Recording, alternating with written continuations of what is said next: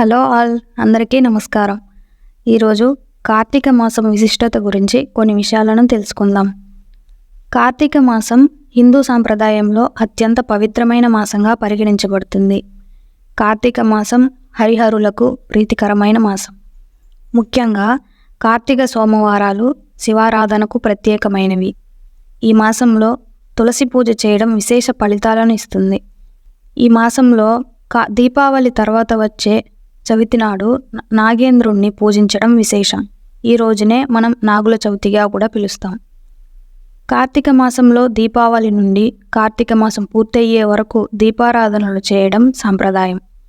ఈ మాసంలో చేసే ఉపవాస దీక్షలు శరీర శుద్ధికి, ఆధ్యాత్మిక సాధనకు ఉపయోగపడతాయి. శివ పూజ చేయడం, విష్ణు సహస్రనామం పఠించడం శుభ ఫలితాలను ఇస్తుంది.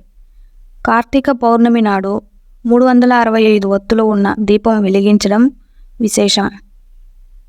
ఈ మాసంలో లక్ష్మీదేవి అనుగ్రహం పొందడానికి చాలామంది భక్తులు విశేషమైన దీపారాధనలు కూడా చేస్తూ ఉంటారు. ఈ మాసంలో చేసే దానాలు విశేష ఫలితాలను ఇస్తాయి.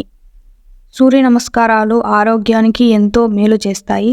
అలాగే ఆదిత్య హృదయం పఠించడం శుభ ఫలితాలను ఇస్తుంది. కార్తీక మాసంలో చేసే పూజలు, వ్రతాలు శుభ ఫలితాలను ఇస్తుంది.